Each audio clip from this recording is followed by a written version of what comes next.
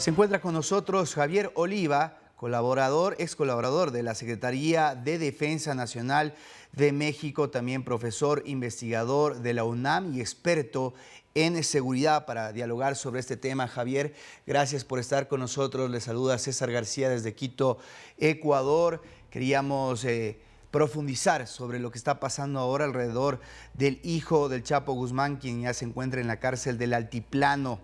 Primero, ¿a qué piensa que corresponde esta captura? ¿Tiene u obedece justamente a las labores de inteligencia o también tiene una connotación política a propósito de la visita del presidente Biden a México?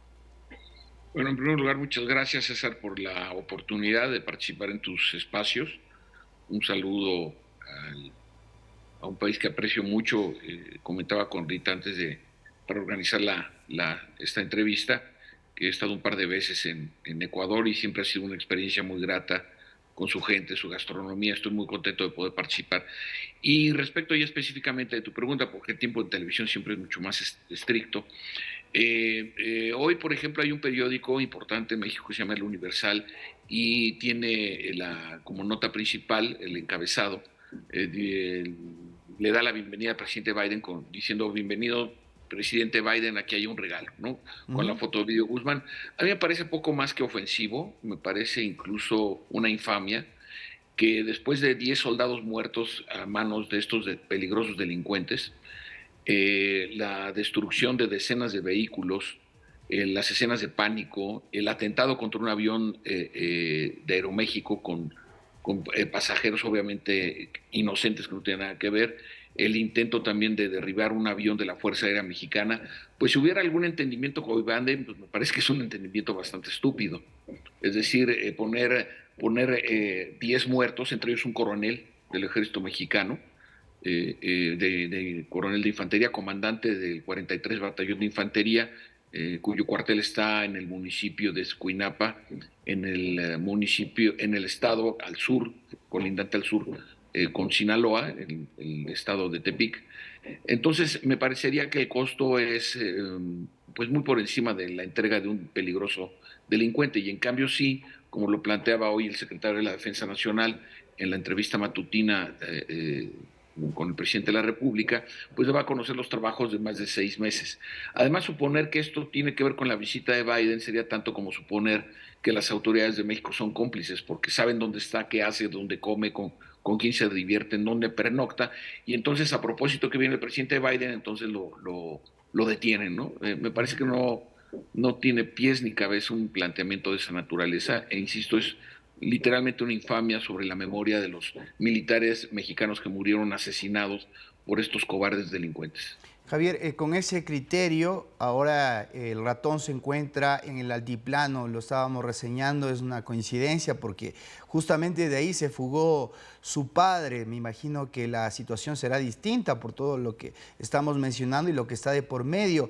¿Qué representa para la lucha del Estado mexicano en contra de los carteles la detención de Ovidio?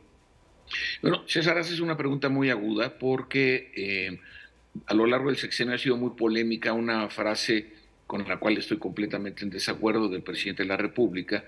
Es un lema, eslogan muy desafortunado, que es abrazos y no balazos, ¿no? Con la idea de que el presidente, me parece, cuando lo plantea siendo candidato a la presidencia de la República, pues no tenía un conocimiento de la gravedad del problema que estamos enfrentando. La prueba está, regresemos a la capacidad táctico-operativa de los delincuentes con armamento, que entre el 85 y el 90% procede de las armerías estadounidenses. Todo esto que estoy diciendo está documentado tanto por el Departamento de Justicia como por las autoridades mexicanas. Entonces, en esos términos, la detención de este delincuente, hijo de Joaquín Guzmán, como apuntabas en la nota introductoria, podría implicar un cambio. En México el periodo presidencial dura 6 años, se le conoce coloquialmente como sexenio.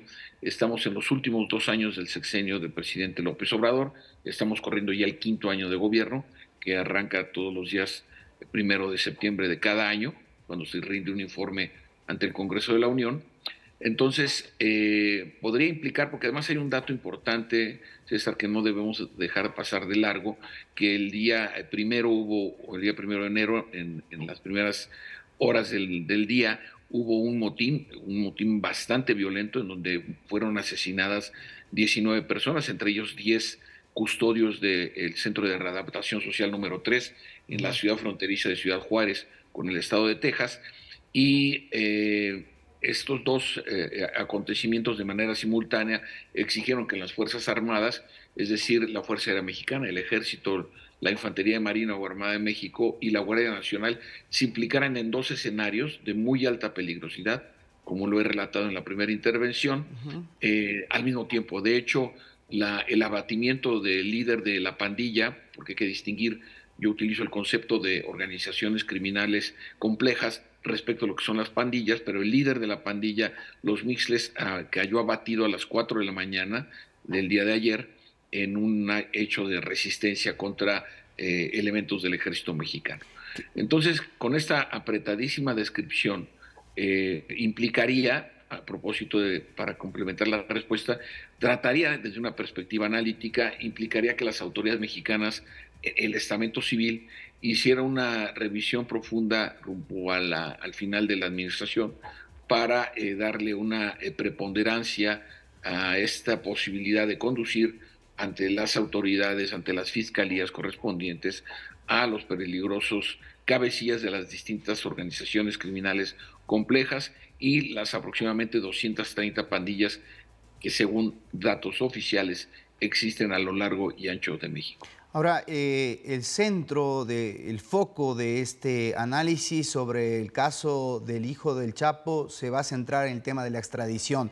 Lo acabamos de mencionar, un juez ha determinado por el momento que esto no va a ser posible o que no se da la autorización para aquello. A tu criterio y dentro de tu expertise, ¿qué es lo que cabe? ¿Hacer lo mismo que con el Chapo, mandarlo para Estados Unidos? Bueno, lo que pasa es que en el tratado de extradición, César, que hay entre México y Estados Unidos en materia de tráfico de drogas y de delincuencia organizada, en este caso, como se procede, es primero saldar las penas a las cuales se hace acreedor el delincuente, que las pague en México, y una vez iniciado este juicio, comienza el juicio de extradición. En este momento tenemos un delincuente de una muy larga trayectoria y por lo tanto de una muy larga actividad perniciosa en el entorno del desarrollo de México, que es Rafael Caro Quintero, que fue reaprehendido hace relativamente poco, tendrá poco más de un año, está recluido y también está reclamado con fines de extradición, pero también un juez federal negó la extradición expedita en función del procedimiento penal que tiene que seguir en México.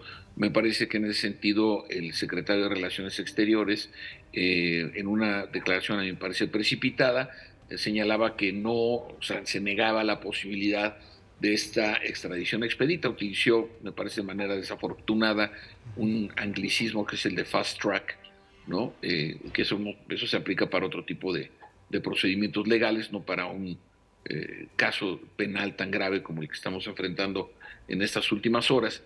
Entonces, el juicio de extradición tendría que empezar una vez que ya se descarguen las pruebas para el inicio del juicio penal en México, y solo entonces procederá esta posibilidad de la extradición, que es un juicio paralelo o aparte del juicio que tiene que enfrentar ante la Fiscalía General de la República en nuestro país.